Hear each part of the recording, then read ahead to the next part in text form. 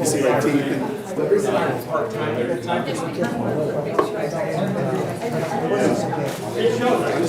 ski.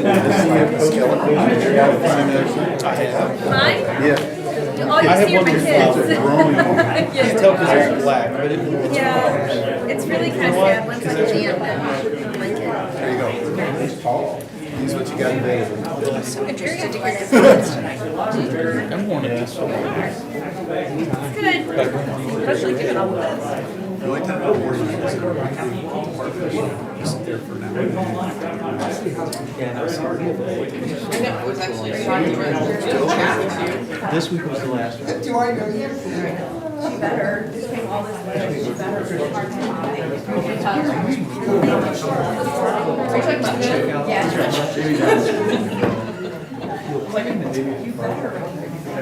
And then Mr. Lane there recognized his too. I haven't seen her. She works 9 months. Congratulations. I see my husband taking springs. No, we kept working. So we went all over. Whenever you want. He's got a line. Ready?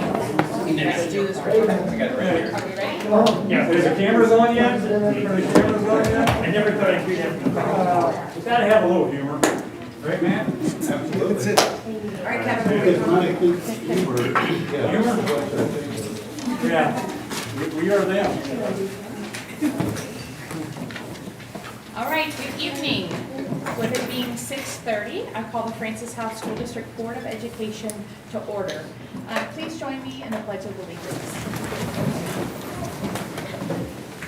I pledge allegiance to the flag of the United States of America and to the republic for which it stands, one nation, under God, indivisible, with liberty and justice for all.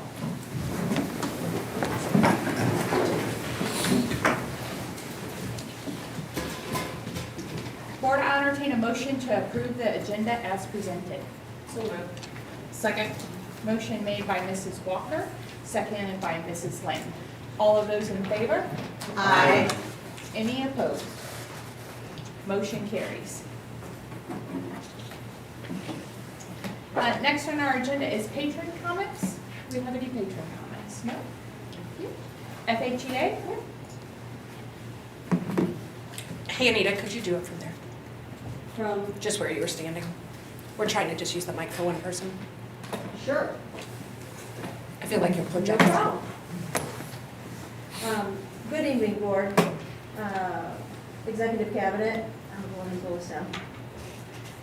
I would like to express how happy I am, and FHEA is, that Prop S passed, and Francis House School District will be able to complete a new Francis House North and do many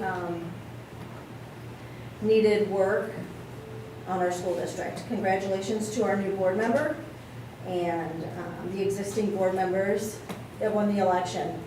Thank you, Mrs. Cope, for your service on the board. I also want to let the board know that we were disappointed to hear that you wouldn't recognize the educational support counselors as a bargaining unit under FHEA.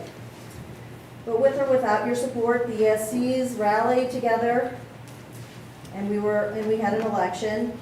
There were 24 eligible voters, 21 people voted yes. They are now a part of FHEA as their own bargaining unit. We look forward to bargaining their contract in the fall. We have many task forces that are meeting to discuss the school board, meeting to discuss what school will look like in the fall. It is my hope that we will make sure that our students, families, teachers, support staff and administrators are safe, and at the same time, making sure that students continue to get a high-quality education. Thank you.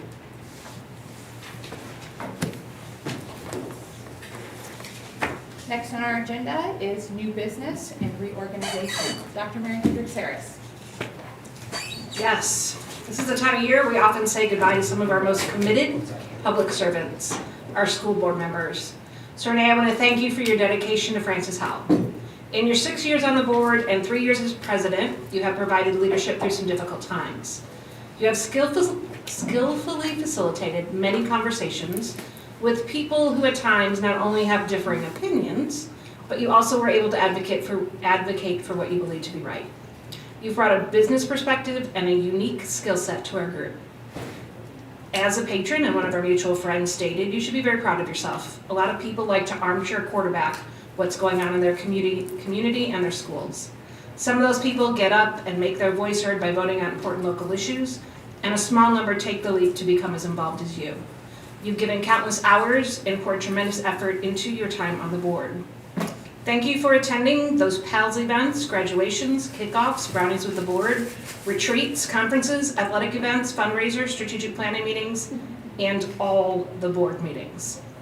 Thank you for all the hours you've spent advocating for our tax levies. Thank you for doing your homework, for your advocacy, and for making decisions based on what you believe is right for our students.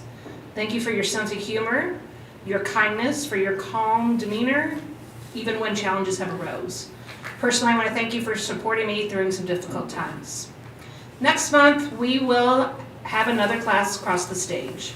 These students are prepared. Their test scores, attendance records, and discipline records indicate they are ready for life after high school. In addition, recently, our students have newfound technology skills, self-discipline, and an ability to use their voice to make a change. Our staff on all levels of the organization are at the top of their game. All this in part due to decision-making of our board, who under your leadership have made decisions to enable us to be our best. Thank you, Renee, for your commitment to students, families, and community members of Francis Howell. I know you will continue to share your commitment to our school district in other ways, such as already serving on our CAPS board. We value your insights, your expertise, and your leadership, and we wish you well. As is our tradition, I'd like to present you with a gavel and a lifetime activity pass. I'd also like to invite you to, oh, no, wait, I'm not ready to say a few words yet. Along with my toast comes a little bit of a roast. So you have been kind enough to act as our spokesperson in summarizing our board meetings, and we just would like to celebrate you doing that for a moment. Good evening. My name is Renee Cope, and I'm the president of the Francis Howell School Board. Here to talk to you for a minute this evening about our board member.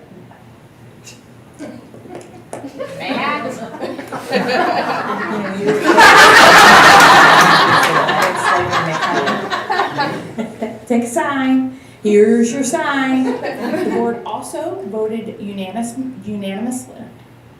I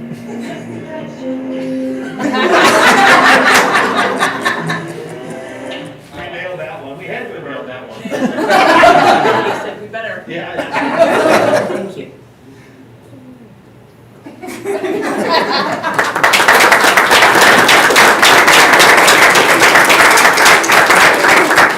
So now I'd like to invite you up to say a few words, and on the podium you can find those gifts that I referenced earlier. Thank you.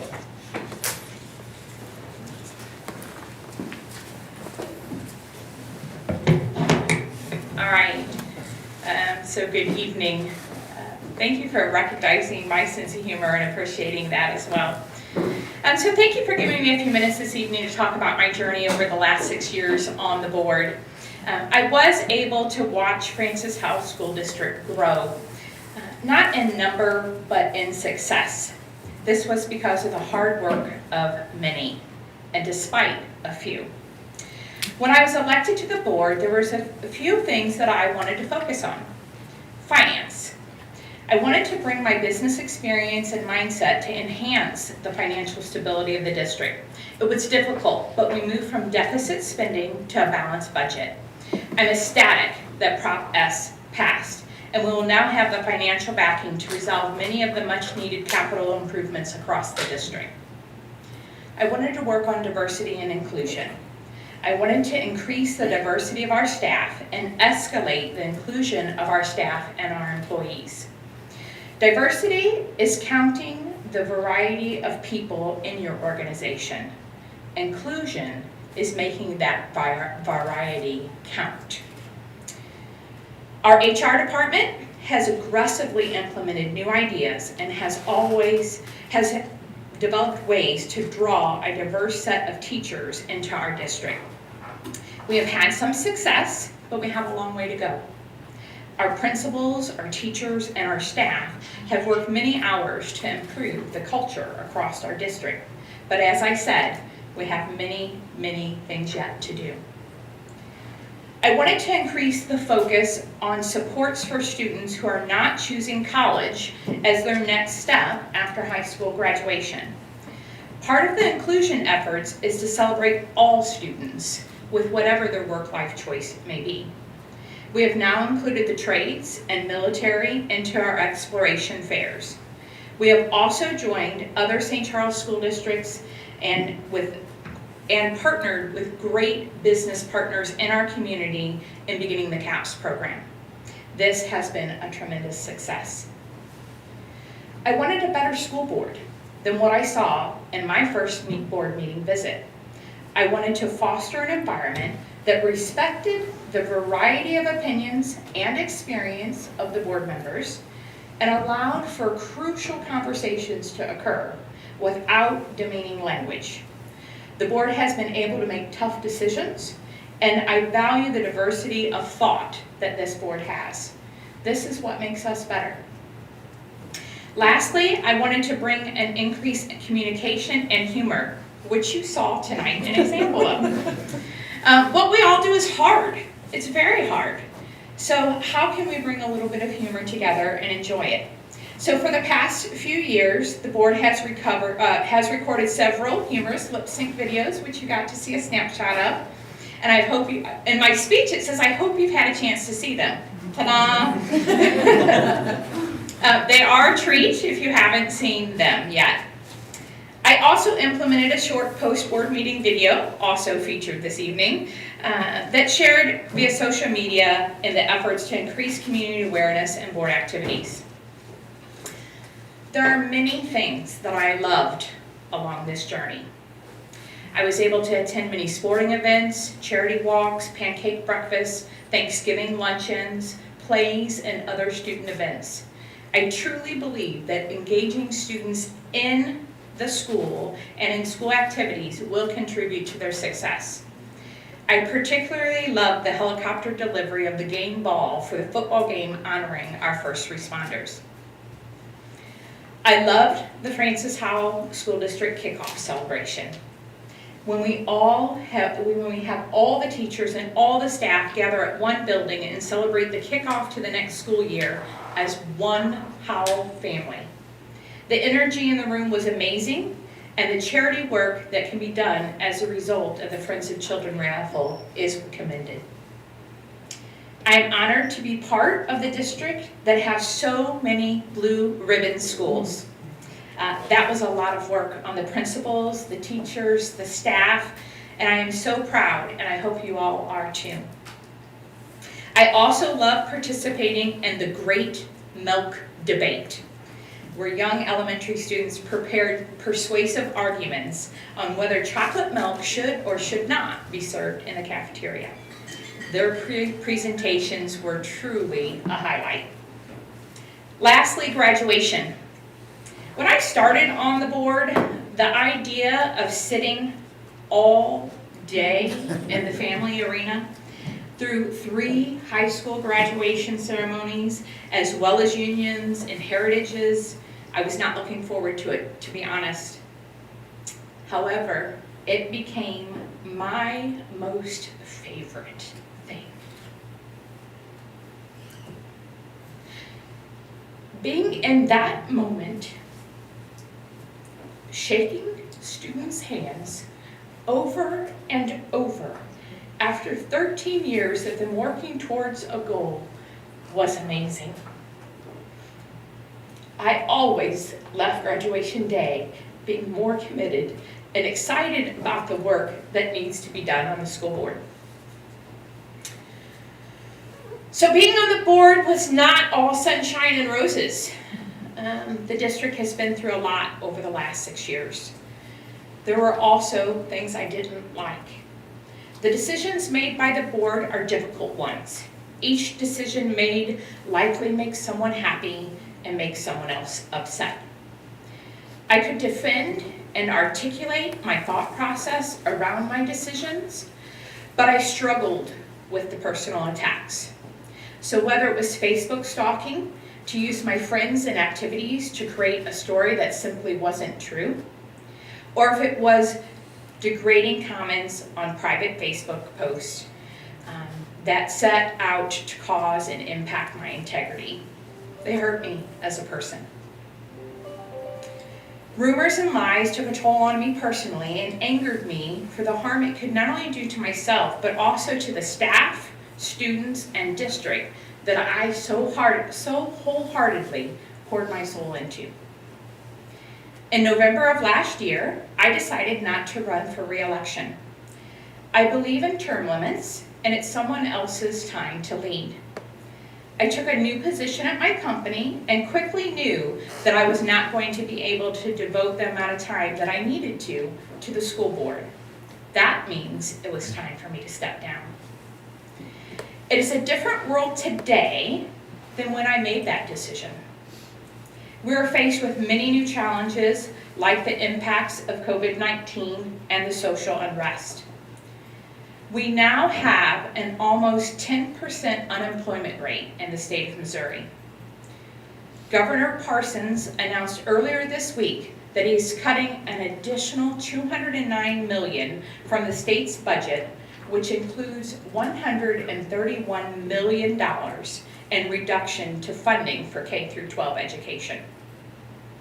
COVID-19 will require increased cost and continued planning to safely bring back our students and employees. Many of our families are struggling financially, and all of this will impact student learning. We have all seen the protests that are occurring across the globe and in our community. Racism is not acceptable, and it is not okay to stand silently by. We all have to do better. We all have to engage to make a change for the better. I'm not envious of the challenges ahead that face this board, administration, teachers, staff, and students. It's going to be a hard year. So here's what I hope for the future. Board of Education, continue with the critical conversation and diverse viewpoints that you bring to the table. I implore you to do it in a respectful manner so all members can be heard. Once a vote is taken, act as one board and support that decision. I think that's a great accomplishment for us over the years. But remember that you are each only one of 7. Focus on the overarching responsibilities of the district and not in the weeds. You have an amazing staff for that. And remember, a mashed potato bar is not a thing. Central Office Administration, you have a lot of new team members. I'm excited about you coming together and all of the potential that that provides. Stay focused on the strategic plan. It will guide you well. Seek feedback from and communicate often with our community. Be inclusive. Stay focused on student impact. Principals, teachers, and staff, seek first to listen and understand. I don't know if you know, but research has shown that when we are trying to listen to someone else, but begin to formulate our response in our head, we have stopped listening. Please listen. Listen to all of your team, not just like-minded or supportive. The quiet voice often brings wisdom. Seek opportunities to help for the greater good, not focusing on personal outcomes or agendas. Be advocates for your students and keep them the center of your goals. Dr. Mary Hendricks Harris, thank you for providing vision and aligning us to a strong strategic plan. Your leadership has advanced the Francis House School District. It is going to take all of us to get through the next couple of years and the impacts that COVID is going to have on our funding, the emotional well-being of our students, And we have to figure out ways to be educated, build bridges, and find a way together. So with that, I am blessed to have had the opportunity to serve. Now I'm going to have more time to focus on my other titles. Wife, mother, daughter, sister, aunt, friend, and active community member. Thank you very much.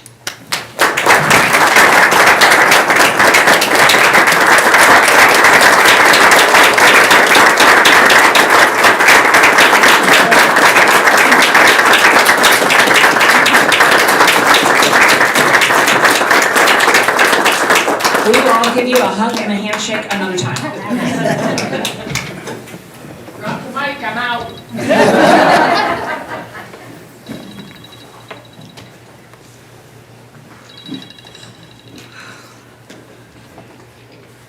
Maya? Well, just, we need to ask Mr. Ziegemeier to come up. You ready?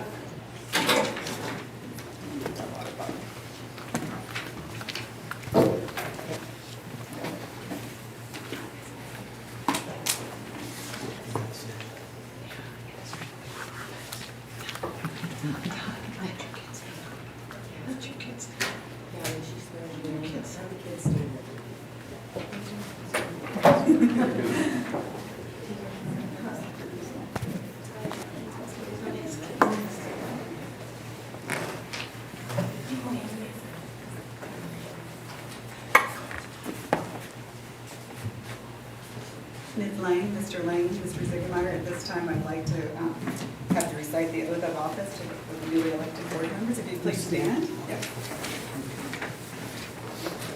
Raise your hand. Repeat after me. I do solemnly swear that I am a citizen of the United States. I do solemnly swear that I am a citizen of the United States, A resident taxpayer of the Francis House School District in the county of St. Charles in the state of Missouri. a resident taxpayer of the Francis House School District in the county of St. Charles in the state of Missouri, And that I will support the Constitution of the United States and of the state of Missouri. and that I will support the Constitution of the United States and the state of Missouri, And will abide by and uphold the Francis House School District Board Member Code of Ethics. and will abide by and uphold the Francis House School District Board Member Code of Ethics, And that I will faithfully demean myself in office. and that I will faithfully demean myself in office. Congratulations.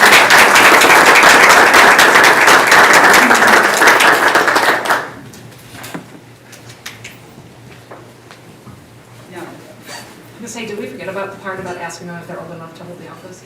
It's gone away. we did, it's gone. We're making assumptions that Yes, tonight. it's gone away. They're all over 24. Was it then? As part of the reorganization of the board, as superintendent, I will be conducting the election of the board president. I'll be asking for nominations for board president. Once a person is nominated, they will be asked if they accept the nomination. Their acceptance will be considered the second. We will repeat the acceptance process until there's no other nominations. So with that, do we have a nomination for board president? I'll nominate Mary Lane for board president. Mary, do you accept? I accept. Do we have other nominations for board president?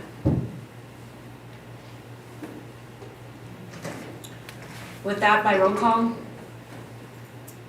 Walker? Aye. Abstain. Aye. Nay. Aye. Aye.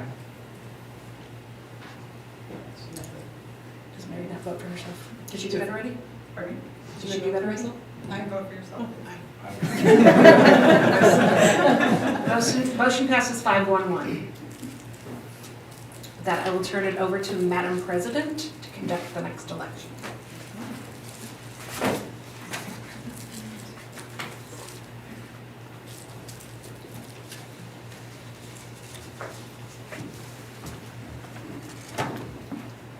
Do we have any nominations for vice president? I would like to nominate Ms. Stiglich. Ms. Stiglitz, do you accept? I do. Any other nominations? By roll call? Mr. Lang? Aye. Nay. Aye. Aye. Aye. Aye. Motion carries 6-1.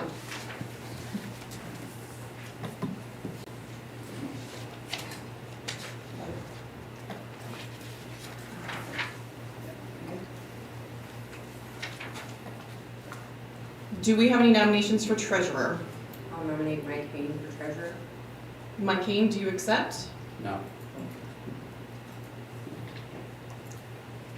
Any other nominations? I would like to nominate Patrick Lane. Patrick Lane, do you accept? I do. Any other nominations? By roll call? Ms. Stiglitz? Aye. Nay. Aye. Aye. Aye. Aye. Aye. I will entertain a motion to elect Patrick Lane for treasurer of the Board of Education. Never mind, we just did that. Motion carries. Welcome to the presidency. Did Kevin tell you to do that? Anybody else? Not him again. I will now entertain a notion. Is a notion a combination of a nomination and a motion? Okay, we're missing the front page. Okay. A motion to nominate an individual for the MSBA delegate. I'd like to nominate Chad Lang. Chad Lang, do you accept? I accept. Any other nominations? By roll call? Mr. Hain? Aye. Aye. Aye. Abstain? Aye. Aye. Aye. Motion carries 6-0. 6-0-1. I would like to entertain a motion to nominate for the MSBA delegates, alternate delegate. Correct. I think we have two now, right?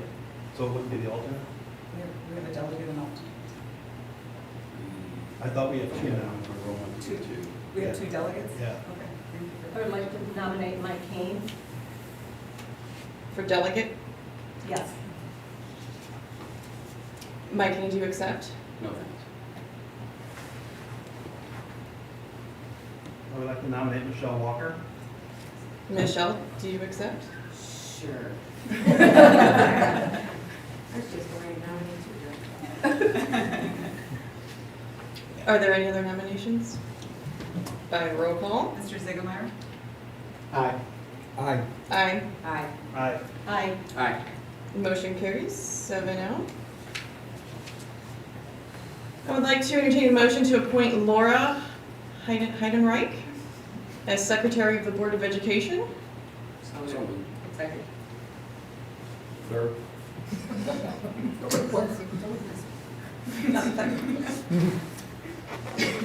Motion made by Michelle Walker, seconded by Patrick. By roll call? Do you do roll call or do you want to do all in favor? Just go by what it says. So, we're all in favor? All in favor? Aye. And then do any opposed? Any opposed? Motion carries. Madam President, I think you need to go back and entertain a motion for an alternate delegate. So it's two delegates and an alternate evidently. I would like to entertain a motion for an alternate delegate, MSBA delegate. I'd like to nominate Doug Zigmeyer, help me. Zigmeyer. Zigmeyer. Zigmeyer. Had it right the first time. Doug Ziegelmeyer, do you accept? I do. Any other nominations? By roll call. Mr. Lane? Aye. Aye. Aye. Aye. Aye. Aye. Motion carries 7-0. I'd like to have a motion to authorize the Francis House School District to continue the use of the current signature plates bearing the signature of President Renee Cope and Treasurer Patrick Verlaine until such time as new plates can be made. So moved. Second. Motion made by Michelle Walker, seconded by Chad Lang. All in favor? Aye. Opposed? Motion carries. To entertain a motion to re-adopt the financial disclosure policy regulation as required biannually. Second. Motion made by Michelle Walker, seconded by Janet Stiglich. All in favor? Aye. Opposed? Motion carries.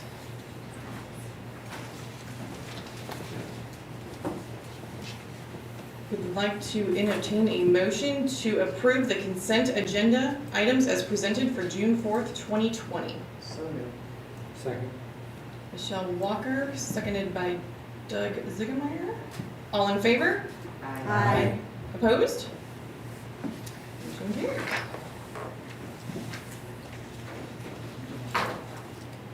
Board, we have a curriculum first reading. We are here, human resources. Can we turn it over to Lisa or entertain a motion to approve the additional work days for nurse coordinator position as presented? Second.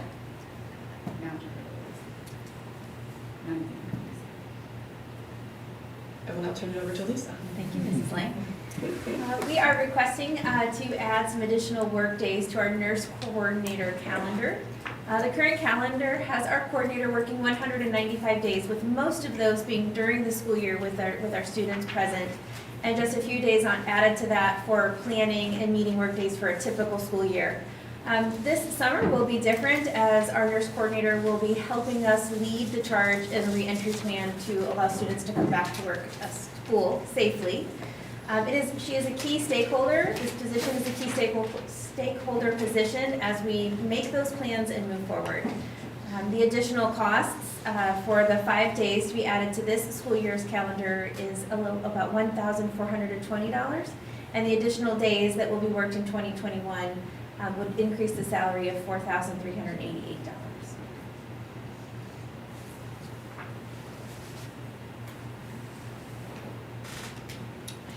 Board, any questions? All in favor? Aye. Opposed?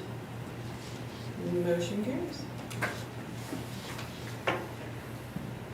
Motion to approve the purchases over $7,500 as presented. Second. Motion made by Michelle Walker, seconded by Patrick Lane. All in favor? Aye. Opposed? Okay. I would now like to turn it over to Dr. Hogan for task force update. Thank you. Thank you, Ms. Lang. At the last board meeting, we spoke about plans to get ready for next school year. We talked about the survey that we got feedback from during this closure and the feedback we got there. We talked about moving forward with focus groups encompassing many different groups: students, parents, teachers, support staff, administrators. And then the last step was to move into task forces. So as we talked about last time, we have 7 task forces. And their goal is to provide recommendations that we would act on in the middle of July. So right now, the planning is all based around different scenarios about reopening. All of this will follow health department guidance and look to the feedback we've gotten from all of the focus groups, that end of the year survey, as well as the committee members on the task forces. The task forces themselves are made up of a variety of people, teachers, support staff, administrators, parents, and trying to just get guidance from all of those and input from all of those different areas. So as of now, all of the task forces have been formed and have invited people to be on them. I forgot to mention board members were also invited and are serving on some of them. At this time, some of them have had their initial meetings and have laid out the work that they're going to do. Their goal right now is really to identify multiple different scenarios, which could include opening school face-to-face, somewhat close to normal. It could include being entirely closed and what we would do in the case of starting school closed, or if another closure were to happen after we get school started. And then in the middle is an idea about what it looks like if we can't really have school very close to normal and we have to have some pretty severe restrictions in place. So right now, they're working on all those different scenarios, everything from how that looks from an HR perspective, from the instruction perspective, logistics of making all of that happen. So not a lot to report in terms of outcomes of that just yet, but as we move through the month of June, they will continue to refine their work and get ready to move forward with recommendations. So we'll be able to report to you in July what those final recommendations would be as we approach school starting in August. Any questions I can speak to at this time? Have they, the transportation, are they working on that as well? What that might They look are. like? So transportation is actually a subset of the logistics task force, but Jen Simpson and her staff have already been working on a lot of different scenarios. Started a while back in terms of looking at how we could accommodate some different things. And so yes, very active in the work there as well. I know that Governor Parsons had said that everybody, that we were supposed to go back to school, like we could go back at any time in August. Has that been under consideration at all? Are we going to just keep the calendar the way it is? So we did not move forward with the recommendation to start earlier. We still have August 24th as our targeted start date. Perfect, thank you.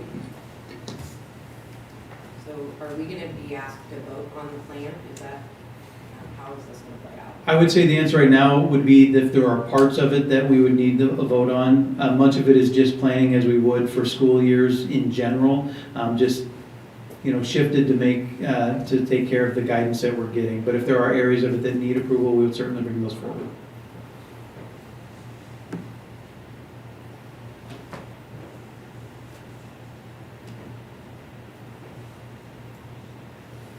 Okay. We will now turn it over to Mr. Supple for insurance plan. Thank you, Mrs. Lang. Mrs. Heidenreich is going to pull up my PowerPoint presentation here.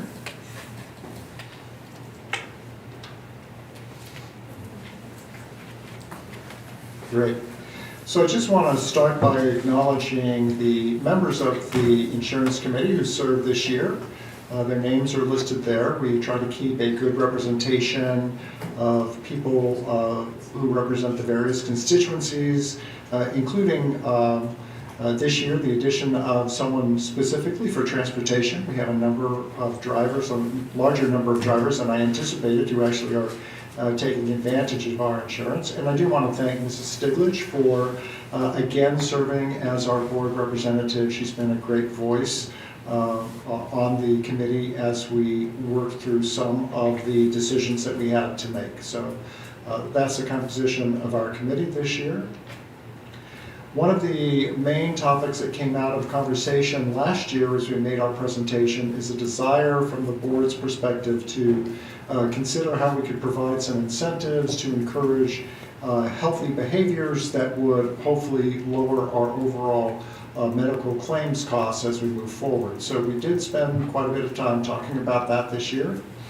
Our goals are to find a way to increase the utilization of our clinic. We think that that connection to a medical home, if you will help people feel comfortable about seeking care when they need to. We want to try to avoid illness when possible and support those people who have serious illnesses or chronic diseases.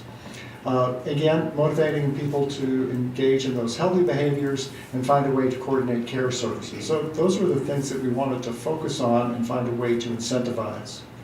What we came up with is a program to support the participation in the personal health assessment that is available through our clinic. You get to have a very comprehensive look at where you are health-wise.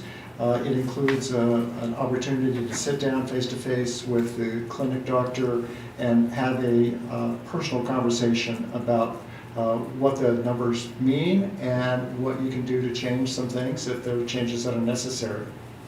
We also have two programs that particularly impact disease states that are large drivers of cost within the medical plan. The first is diabetes.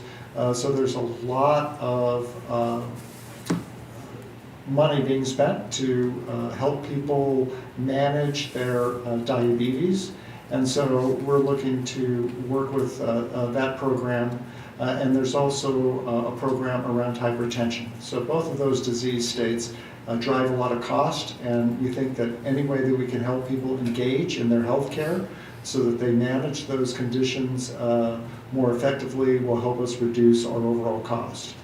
And then the OMADA program is a weight loss program which helps us to target people who may need some assistance in better managing their weight. And so our recommendation would be to provide a $75 cash incentive for employees who complete the personal health assessment, and also go to the clinic to have the results interpreted for them. So not just getting the blood work done and getting the results by mail, but having that follow-up appointment. And then if they participate in the OMADA or Livongo program, that would be an additional $50 to participate in those programs.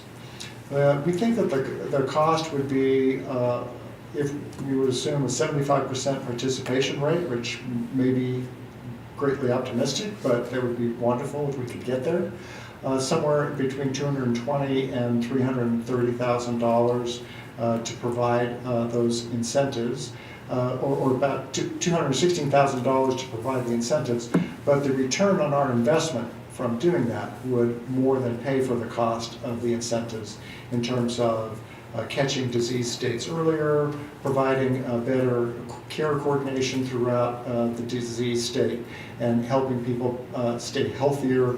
And then, of course, that's just within the medical program. Now, there would potentially be a downstream positive effect in that our teachers and our support personnel would be at their jobs on a more regular basis, not sick at home. And so we have the added advantage of better outcomes for our kids because their classroom teacher is in front of them on a more regular basis. This would be paid to individuals through payroll. It would be a taxable distribution to them, and we would get a regular report from the clinic for the people who have completed either the PHA or the participation in those programs. Now, for the OMADA and Livongo programs, both of them require to participate in at least 5 coaching sessions within the plan year. So we want to make sure that they don't just sign up for it just to get $50, but that they actually have participated in the coaching sessions. We do make accommodations, and are required to by law to make accommodations for people who cannot participate in the program for whatever reason. And so we would work with them, and they would provide some documentation to us. We have some expertise through our insurance consultant who will help guide us in what needs to be done. But we will make reasonable accommodations for people who perhaps would like to participate in one of the programs, but some condition might prevent them from doing so. And I provided all of the slide deck available to the board, and I'm just going to review the recommendations and then be happy to answer any questions. Our Section 125 plan, the committee's determination was to remain with our current provider, which is Beneflex. For our dental ASO plan, we would remain with our current provider, Aetna. Family Dental Services is a somewhat unique program offered here at Francis Howell. We would remain with them. There are no increase in the rates or any changes in benefits for family dental. Medical premiums, both the employee premium and the district contribution, we're recommending that they increase by 2%. And then the incentive program, $75 for the personal health assessment, $50 for the OMADA program, and $50 for the Livongo program. And those are our recommendations, and I'd be happy to answer questions that the board may have. So the 2%, what does that equal in dollars? It's about $416,000.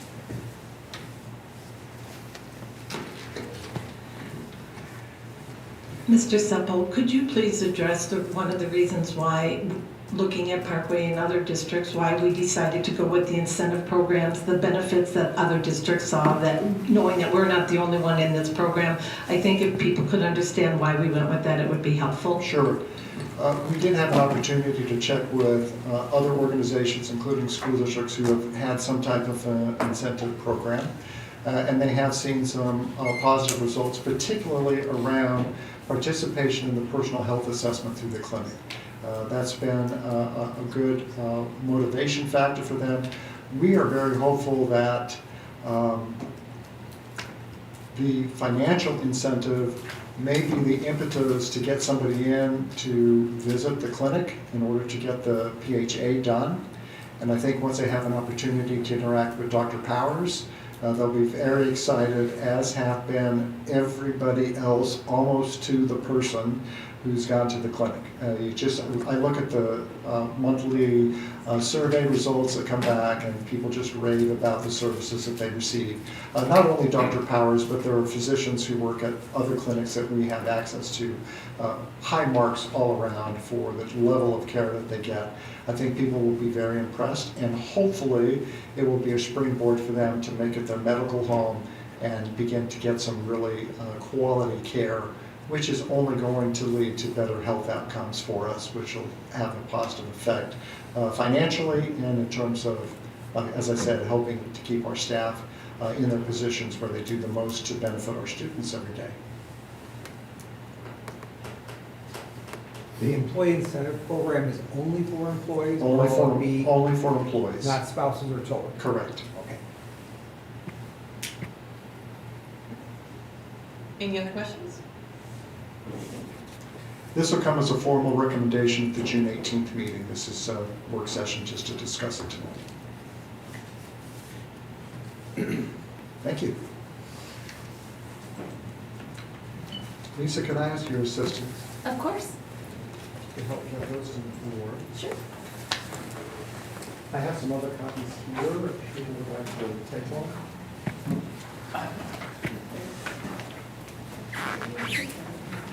Thank you.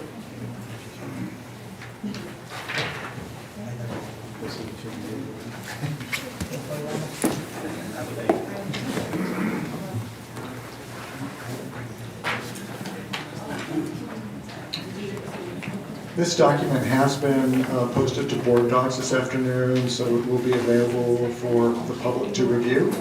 But because of the size of some of the type, I wanted to make sure it was easy for the board to take a look at it, so I provided some paper copies this evening. I don't want to be melodramatic as I get started, but when I saw the title of this book, I thought it was very appropriate for where we find ourselves tonight, how to survive the end of the world as we know it. I will tell you that not just for myself, but for my colleagues across the state, everyone echoes the same sentiment, which is we have never, ever lived through a situation in which we find ourselves today. The impacts from changing our methods of instruction, thinking about how we're going to deliver education as we move forward, and all of that happening in the context of complete uncertainty about what the future holds relative to funding. In a typical school year, the General Assembly would have completed its budget work by May, and that would be fairly firm footing upon which to base your budget.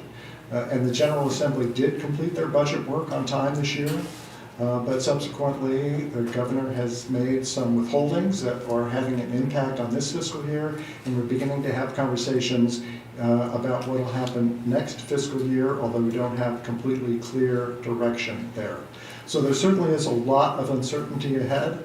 I tend to focus my conversation in this work session on the great things that we hope to accomplish in the next year by using our resources to support strategic initiatives that are going to improve education. Our conversation will be a little bit different this year, I think, because we're facing some very, very different challenges. A couple things that I wanted to point out. we were facing, in terms of finances, we were facing a headwind even before COVID. So we have done a great job of stabilizing finances. But as I noted, we had a projected $5 million deficit for this fiscal year. So last year at this time, that's what we were talking about. The continued low consumer price index, which is great when you're out buying stuff, is having an impact on us because our property tax revenue is not growing at the same rate as it has in the past. And while it would make sense that if the overall CPI is low, that our costs ought to also be low. That's true in certain sense, but not in everything. Like our medical insurance doesn't necessarily trend in line with what the overall CPI is. So there were some pressures that we were facing even before COVID.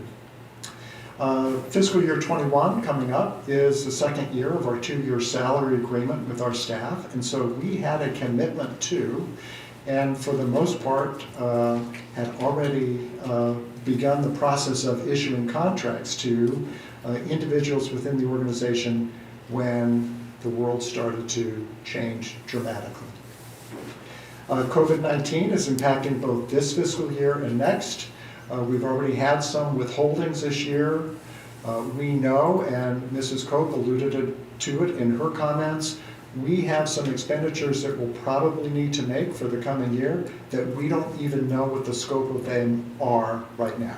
We have task forces working to talk about what school will look like in the fall of 2020, and we don't yet know what that means or what it might cost us to implement the changes necessary to keep our students and our staff safe.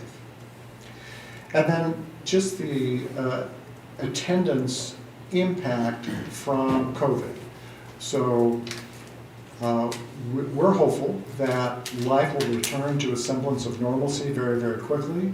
But we know, and we've heard some conversation already, about the impact from a social, emotional perspective for kids who've been separated from their normal life for an extended period of time and may experience some trauma as they come back to school, and what impact will that have on attendance, which has an overall impact on our funding. And there's even been some discussion about whether or not every child who attended Francis Howell School District in 2020 would attend in 2021. The world has changed and parents may make different decisions, so a lot of uncertainty. And then finally, the other thing is, while it's true for any economic downturn, I think more so now because of the unprecedented nature of what we're dealing with, we have no idea of what the return to normalcy will look like. Congressional Budget Office just this week issued a report, and they said it could take 10 years to fully recover from the impact of COVID-19. That's a huge planning time frame work when you're dealing with the kinds of issues and decisions that this board and administration will face as we move forward. These are just a couple of headlines, both of them from today. The New York Times indicated that even as businesses are beginning to return and employees are coming back to work, there's continued strain on the economy. So it goes to the point that I was making earlier. And here's statistics about St. Louis. Unemployment in St. Louis is 11.6%, higher than it has been pretty much ever. So it's a scary time. And there has been some conversation, as you read news reports about what's happening, that the change in our world means that there may be some jobs that never come back. So if a restaurant can only ever have 50% seating capacity, guess what? They're only going to need 50% of the servers.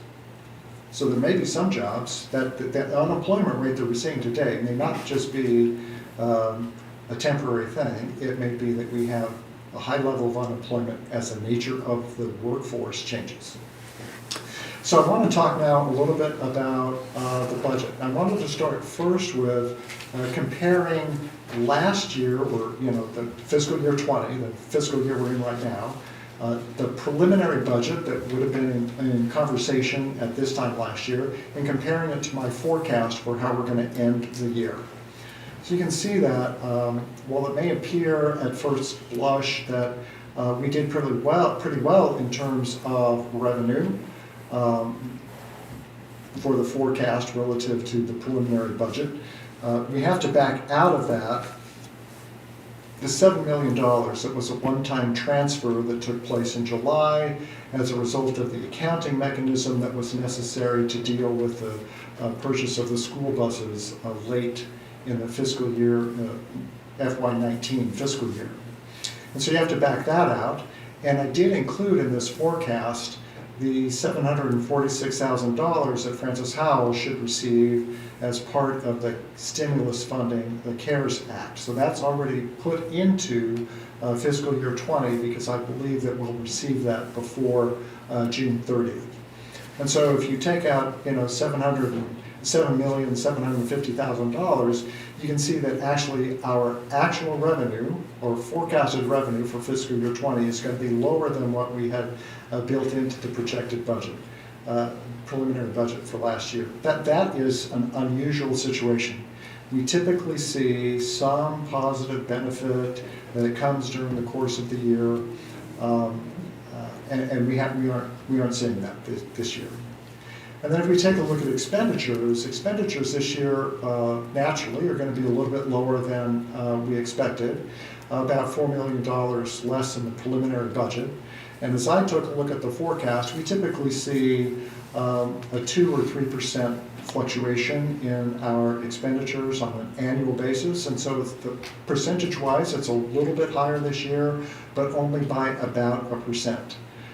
And part of that is that the board, and I commend you for doing so, made a commitment to continue to pay employees during the stay-at-home orders, and our teachers worked very hard to deliver alternative methods of instruction for our students during that time.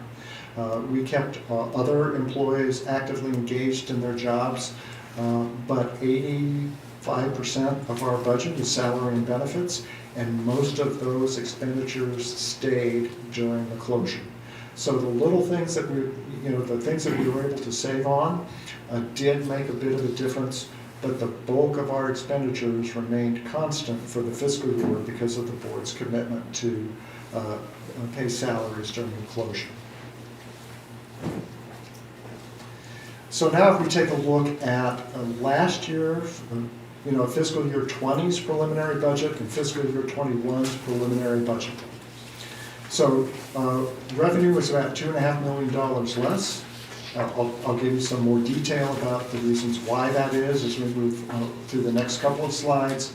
And expenditures are $5 million more.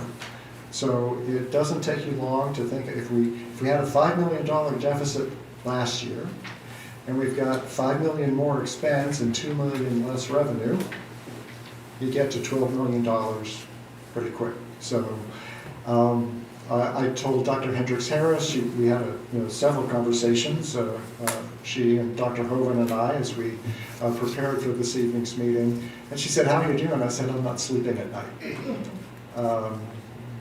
It scares the crap out of me. But I'll share with you, how we got there, what it is. So, and I think there's some good news in here, but I don't want to sugarcoat it in any way. This is a scary place to be. Just a larger snapshot of our preliminary budget. So here are the major things that I thought about as I was creating this year's budget. I believe that our property tax revenue is going to remain stable.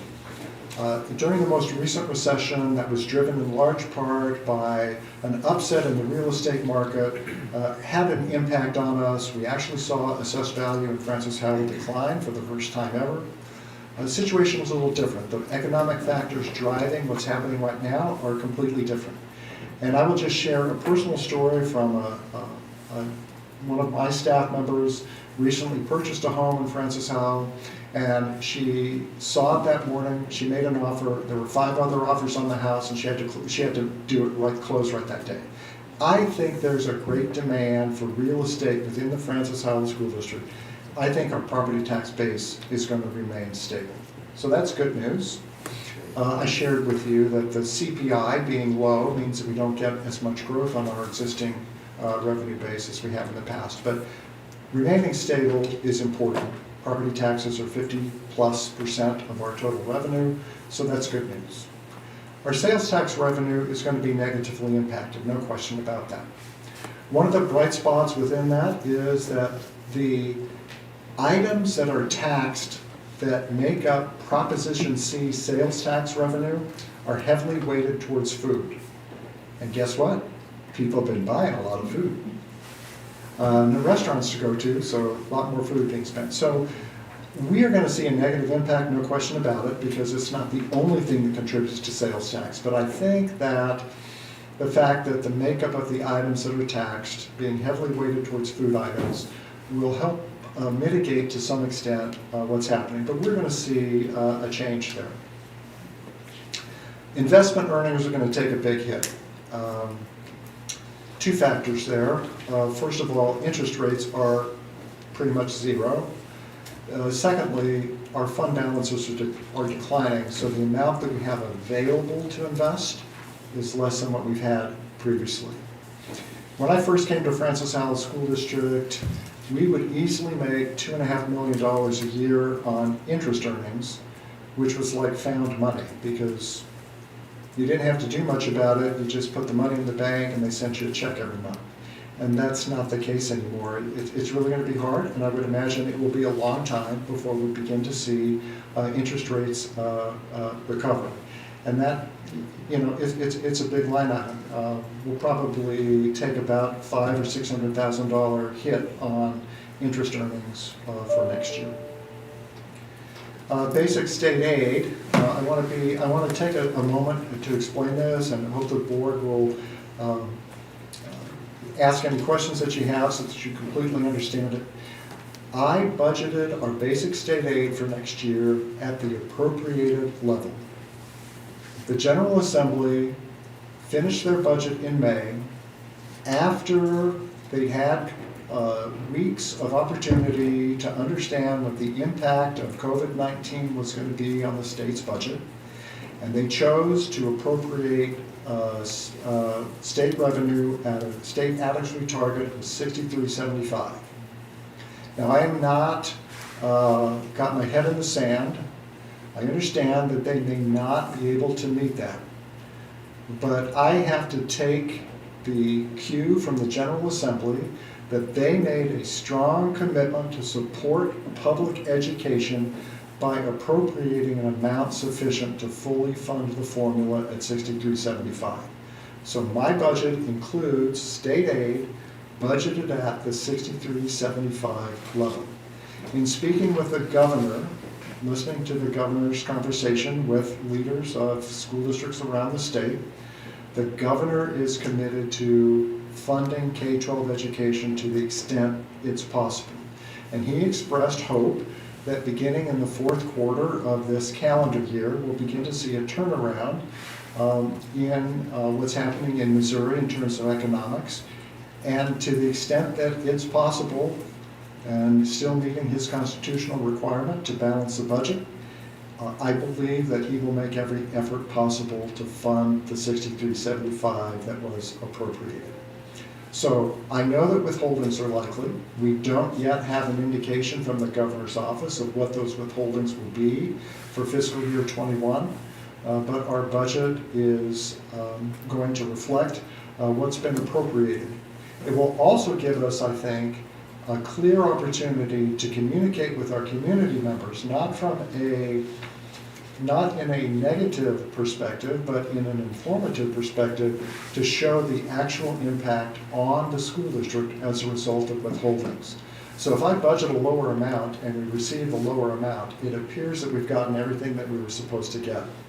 If I budget what's appropriated, what has been appropriated, and we get less than that, I have a number in the financials that we can point to and say, that is the impact of the withholdings. So I think it'll be a powerful communication tool for us to use as we go forward. It'll be a very transparent way to show this is what was appropriated, this is what we've actually received. A little change, a shift in that is what happened with transportation. Transportation, General Assembly chose to reduce the appropriation for transportation. And so that's been reflected. That transportation is reflected at what I believe we'll receive as a result of the reduced appropriation. And then just a little note here finally, transfer student tuition this year is only going to be about $25,000. So those of you who have some history with the district, for all the turmoil that it caused in that first year, we got $4 million. And so now we're down to $25,000. We only have 4 students that we anticipate will return next year. On the expenditure side, we do, as I mentioned, have a negotiated salary agreement, and that is reflected in the budget. There were some staffing increases that were approved by the board, of course, well before we knew what the impact was going to be on as a result of COVID, and those are included. I have made some adjustments to non-certified staffing and retirement. If you've been following the board memos, you know that we didn't have maybe as good a handle on who was going to come in our transportation department and what benefits they were going to elect. And so there are some, I think we'll overspend in those areas this fiscal year. I tried to do a better job of estimating that for the upcoming fiscal year. I do want to celebrate the 2% increase on our medical insurance costs is well below what's happening in the market. We've done a good job of controlling costs. So I think that although that's additional money that is having to be spent, we can celebrate the fact that we have managed our costs, I think, very well in that regard. And then finally, we have spent quite a bit of time in the past several weeks identifying possible budget cuts that we could make as we go through the fiscal year. Now, I haven't pulled them out of the budget, so they're reflected in the numbers that you see, but we know what the things are that we can stop doing as we move forward in an effort to control as best as possible the financial impact that we're facing. Some of those things will be very hard because that money is all dedicated towards core work that we're doing. But this is difficult times, difficult decisions, and we'll be doing some very difficult things. A couple updates just from the state. As you heard a little bit earlier, $131 million in withholdings from the K-12 formula. The governor did waive the statutory approach to funding, so all school districts, even those that are held harmless under the formula, will see a proportional reduction in their state aid for fiscal year 20. The governor is planning for a downturn in the early part of fiscal year 21, but hopes that revenues will rebound. One of the things that is a potential positive is that the governor did delay until July 15th payment of income tax. And so some income tax that we typically would have seen in this fiscal year may be paid next fiscal year, and with no waiver next fiscal year, we'll also get the impact of next fiscal year's payment. So we'll kind of get a double impact, if you will. So anybody who waited, they have to pay by July 15th, and that same entity will have to pay by April 15th of 21. So there may be a little bit of a positive benefit as a result. The governor also mentioned that 10,000 Missourians returned to work last week, so we're beginning to see some positive movement in terms of unemployment. As those people come back to work, they're paying their taxes, which will help the state's situation. But not to sugarcoat it, because there is $300 to $500 million in budget cuts that still need to be dealt with for fiscal year 21. State cash flow is going to be problematic, and as much as sleep as I've lost, I can't imagine what the state budget director and the governor and his main cabinet members must be experiencing as they deal with it on a much bigger scale. The governor has also taken the opportunity to mention on several occasions that Medicaid expansion is on the August ballot, and he's been very clear about saying he's not taking a position one way or the other about that issue, but that as the leader of the state, he has to begin to make accommodations for what that would mean in terms of cost if we choose as a state to move forward with expansion of the Medicaid program. There'll be some costs associated with that, and it will be happening in a very difficult financial situation for the state. Again, just want to be clear so that nobody misinterprets. The governor's not taking a position on it, just indicating to us there is a financial impact as a result, and he needs to begin to make plans for what happens if.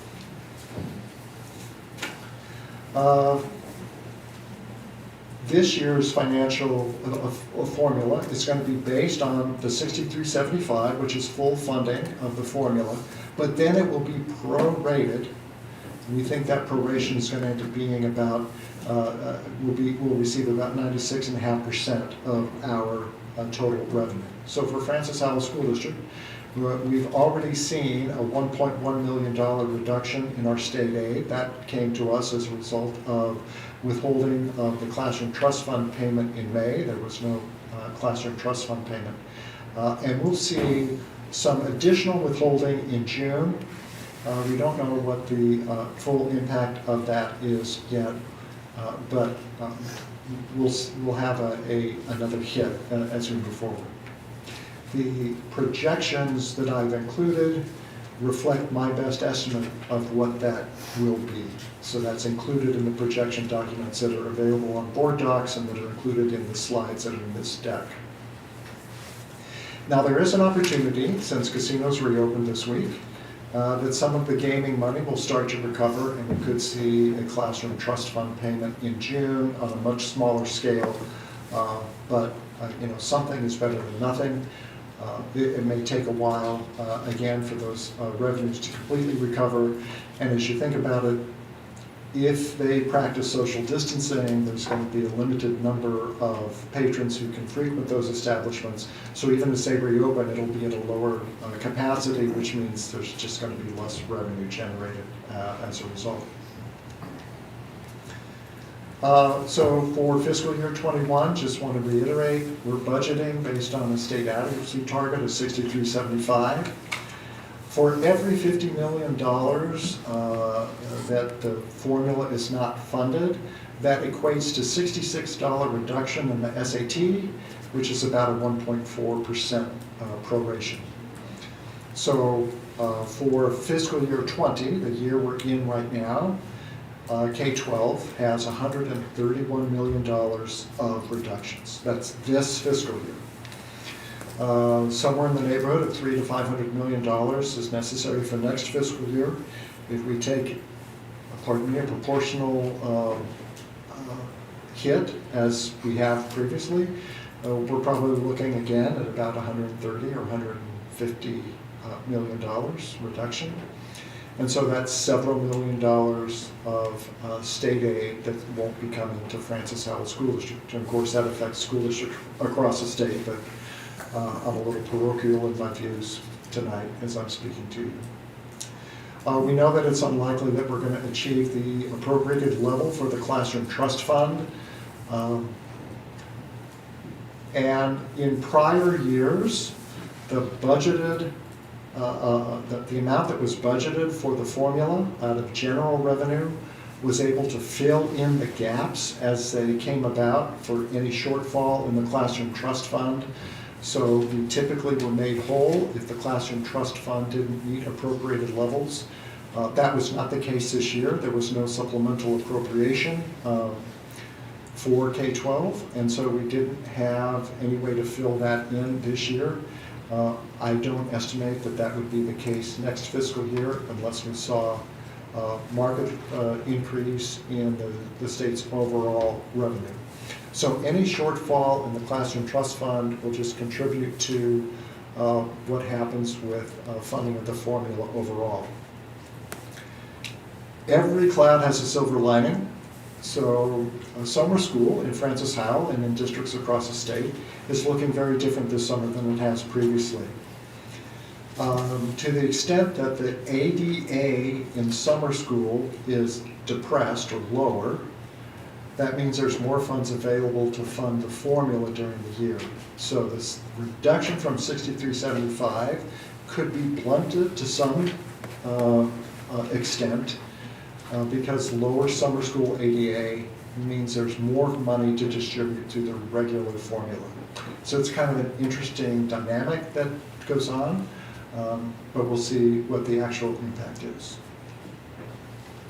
A transportation appropriation is 93.9 million. What was actually distributed this year was about 93.2 million. So we'll probably receive next year about what we received this year. It's a little bit imprecise in the sense that transportation calculation is based on the prior year's expenditures. So our prior year's expenditures are higher than they were, and so to the extent that ours are different than other school districts, we may see, it may be slightly different than what we received this year, but I don't expect it to be substantially different than what we received this year.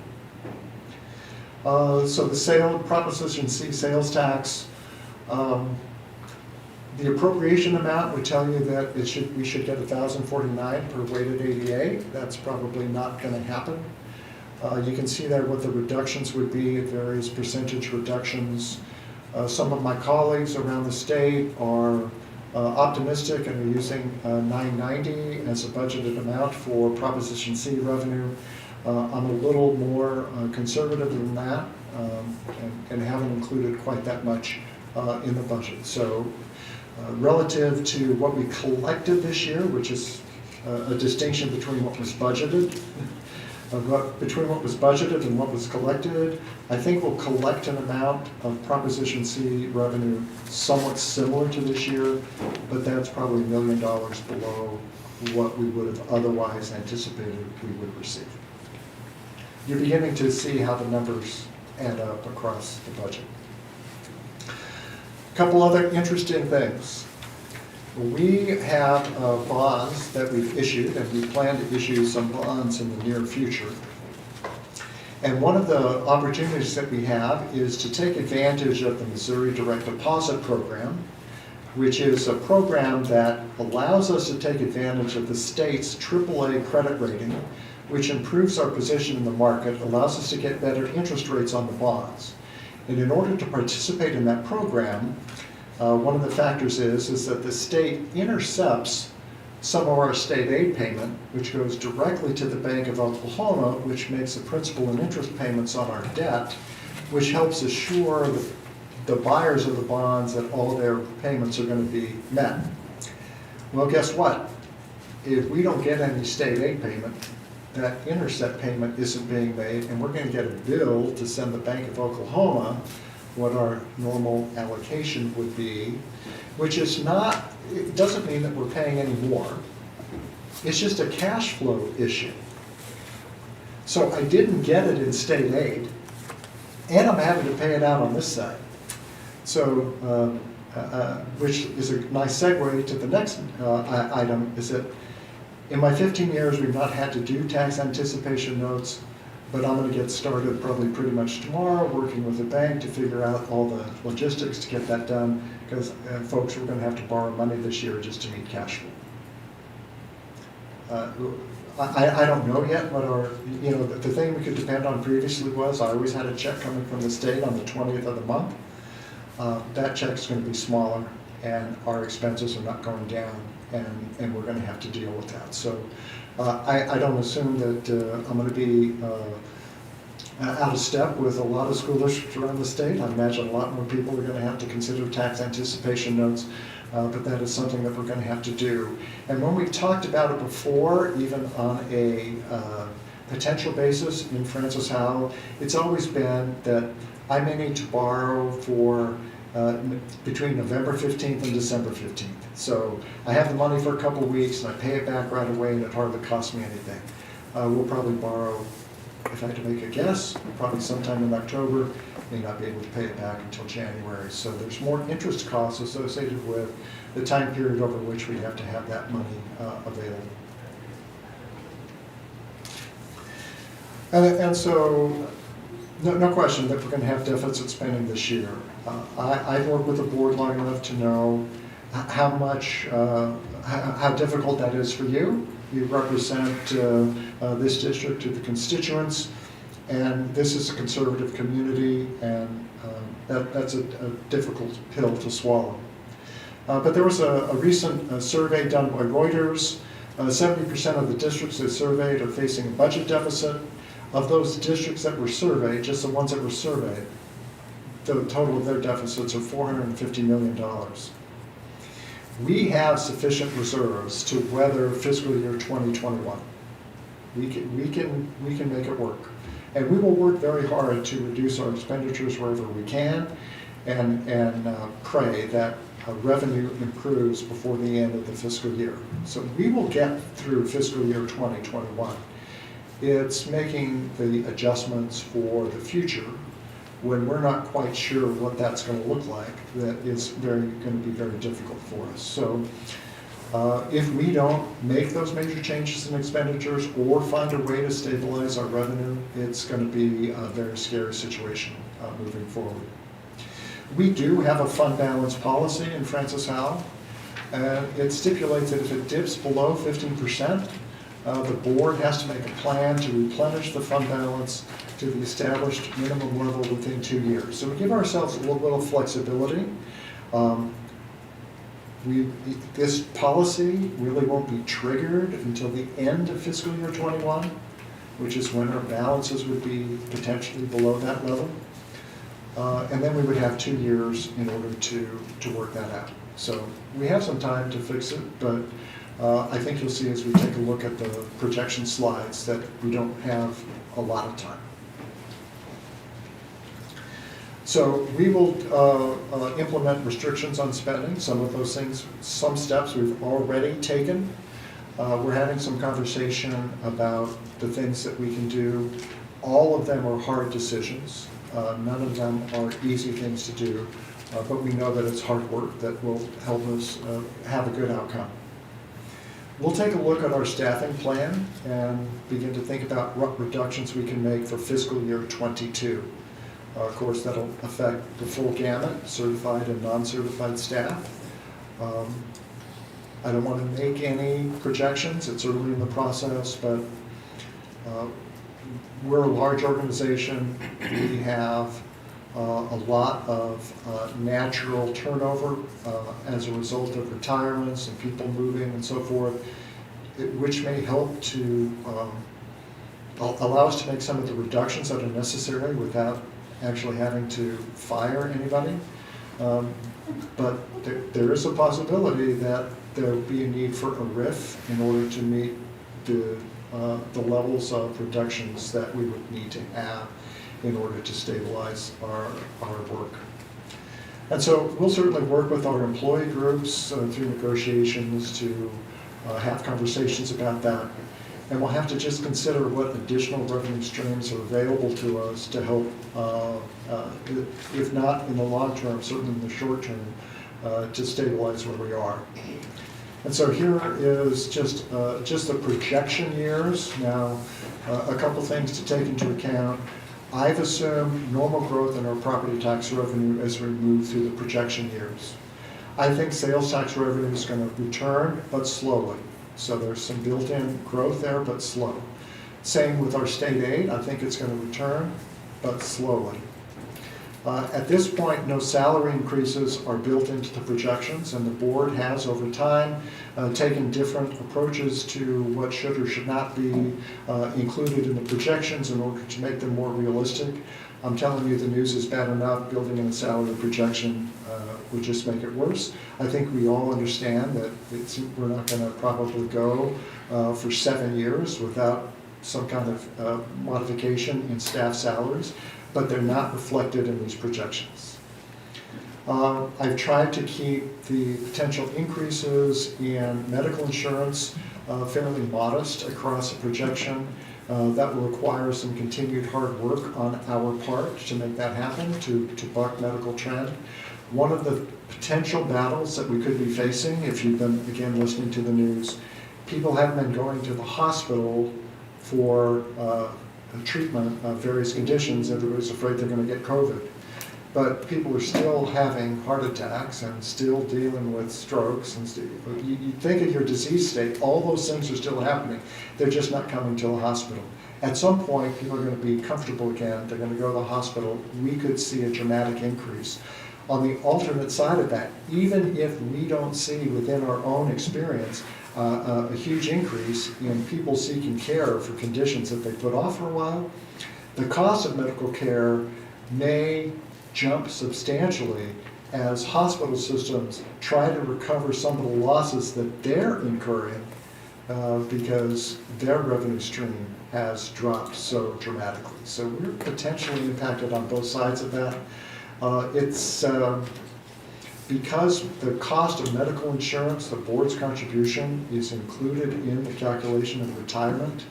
We get a double whammy every time we increase our medical costs. And so I've been conservative, hopeful that we can maintain some good experience within our medical plan and keep our premium increases around the 2-3% level. But that may not happen, and to the extent that they increase greater than that, it has a double impact because of the increase in our retirement costs as well. I was waiting until after tonight's meeting to finish the budget message, but I just wanted to share this part with you because I do think it's important. We are committed to allocating our resources to support our strategic plan, and we know the challenges that we're facing, but we also have our eye on the mission and vision of this school district. We'll work hard, we'll adapt as necessary, we'll be patient, we'll do the work that we need to do, and we know from what we've experienced in the last couple of months that our community is there to work with us to meet the challenges that come our way. And so I do think that together we can arrive at a solution that will help us meet our mission of empowering our students to be lifelong learners prepared for the future.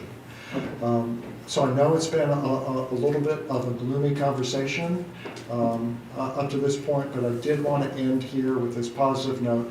We are better together. We'll work it out. I appreciate the work that you're going to have to do, the decisions that you as board members will have to make.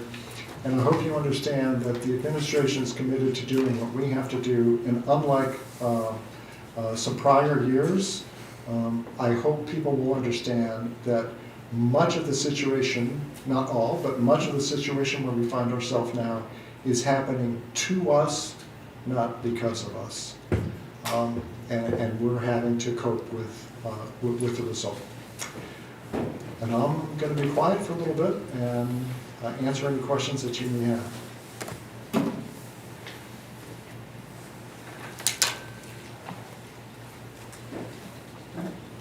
Any questions, board? Board, I'd just like to point out that typically we do a workshop, a first read and a second read, and because of the current situation and the changing circumstances, we have chosen to do a workshop and a first read today, so you will vote on the budget next meeting. And you will have to do that. So if there's any questions in the meantime, we are happy to answer them and to share them with the entire board as you get to looking and thinking more deeply about what Mr. Supple has shared here tonight. And if there ends up being a significant amount of questions, we can have a special meeting prior to the approval. And I would echo what Dr. Hendricks-Harris said, and I will tell you that Tuesday of this week, we had an opportunity to hear from the governor, and Wednesday of this week, I had an opportunity to meet virtually with my colleagues from across the state. And there are changes in the documents that I'm presenting to you tonight and that have been posted to board docs that were made after Wednesday afternoon, just because that's how the information is beginning to come out to us. This is a very unusual year. We would not be learning at the last hour about millions of dollars of withholdings.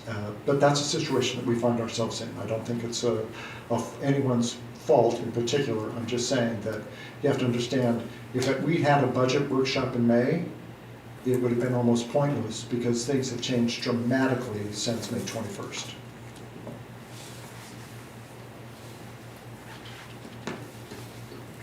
And probably could dramatically change again in the next 2 weeks before our next meeting. Let's hope on the upside. But this doesn't have any of those reductions figured in. So a best case scenario, we're looking at a $12 million deficit. A best case scenario. So every dollar that we don't get, we're gonna go further. Yikes.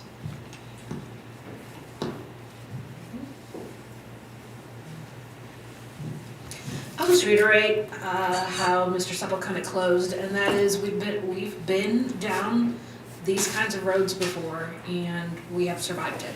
So it's going to be difficult. I know that one of the things that the commissioner said this week is you're going to be able to have school, and that was pretty much the extent of what she believes we'll be able to do next year. But you know, we are a strong community. We have been able to figure it out before. Dr. Hoven has some great ideas about how we can approach this situation, and I have confidence, as Kevin said, together that we'll figure it out.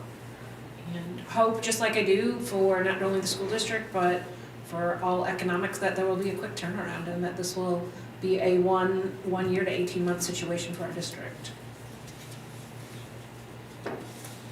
She did say that the governor is committed to, when things returning education funds first.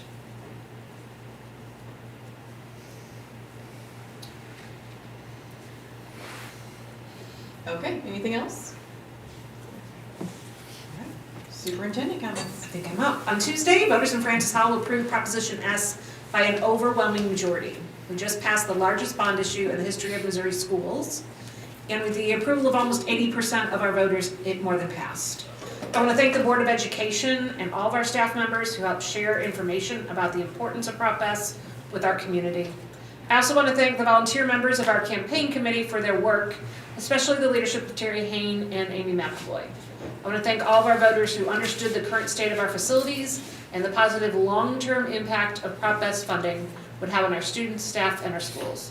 We're extremely grateful for this demonstration of community support, and we're anxious to move forward with the projects outlined in our comprehensive facilities master plan. With this green light from our stakeholders, design and construction work will begin this summer, and we will keep our community updated on projects. Nice. The Francis Howell Board of Education has been honored with the Missouri School Boards Association 2020 Governance Team Award. This recognition is based on the outstanding commitment of the board members to ongoing professional development, regional and statewide leadership, and active participation in legislative advocacy for public schools. The plaques for the 2020 Governance Team Award will be formally presented at the MSBA Annual Conference in cooperation with MASA on September 25th through 27th in Kansas City. Congratulations. 6 seniors have been recognized in the 2020 Missouri Scholars 100. This program, coordinated by the Missouri Association of Secondary School Principals, honors 100 of Missouri's highest achieving high school students. They are Emily Scott and Lena Steins from Francis Howell High School, Hunter Bowman and Brent Harfman from Francis Howell Central, Matthew Jalin and Rajat Nepal from Francis Howell North. While everyone had to adapt to a new reality during the COVID closure, it was a special challenge for our PAT, parent educators and developmental screeners, who normally visit our youngest students and their parents at the home. Since mid-March, these adaptable employees have been providing support to families in a new virtual format. They were able to complete over 1,400 virtual home visits between March 8th and May 31st, and completed a total of almost 8,000 family visits this year. Congrats to Francis Howell students Nigel Bailey, 8th grader at Hollenbeck Middle School, and Rayanne Robb, 5th grader at Henderson Elementary, for being named 2020 St. Louis Post-Dispatch Regional Spelling Bee finalist. The final rounds of the St. Louis Post-Dispatch Regional Spelling Bee and the Scripps National Spelling Bee finals were canceled due to the pandemic. I want to thank all those who ran for our Board of Education and congratulate our new board members. Mary, you bring the perspective of parents in our district. You understand our systems and our needs because of your personal experiences and your connections.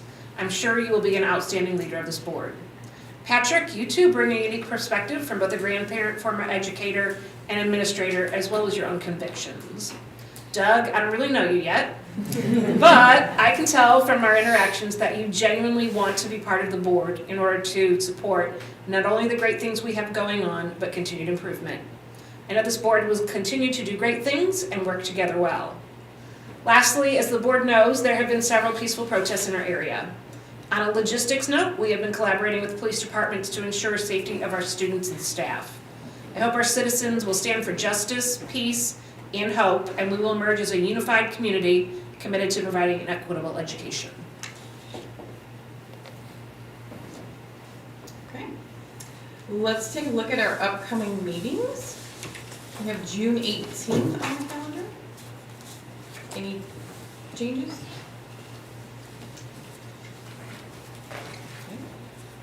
Okay, and then July 16th, I see is blank. Did you have something, Patrick? I heard Michelle, I think, asked earlier, do we have a date, Laura, for our summer retreat or a place? We have some finalized dates and I'm going to discuss with Dr. Hogan. Oh, okay, Very soon. Hawaii, Alaska, or Spencer Road Library? It's my choices. We're meeting with Hawaii? That's what I heard. Spencer Road Library? I won't be here to protect you from Elliot anymore. No, please, I'll go to Spencer Road July, Library. it'll be towards the end of July. That's fine, just so we can block it out, okay. Patrick, we can go to Hawaii, but you can have to swim there. I'll swim, Or you can pay for it, so I can pay yourself. My wife's still working, it's good. And then I see July 16th. Are we planning on having a meeting? I know last July we did not, but that's why I didn't. I believe at this time we probably should, given all of the things that are going on. I believe so also. So I will have to bring forward an agenda June 18th. Okay. Okay. I would like to make a motion to adjourn the meeting. So moved. Second. Motion made by Michelle Walker, seconded by Doug Ziegemeyer. All in favor? Aye. Opposed? Meeting closed. Remind me, blue outside or blue inside? I haven't worn one in a while. I'm sorry? Blue outside or inside? I haven't worn one in a while. Inside, blue is inside.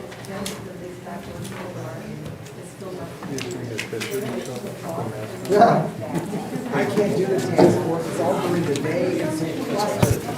Well, you guys got your work out. Logistically set. I think some of them did draw school, but I think here. You gotta do it quick.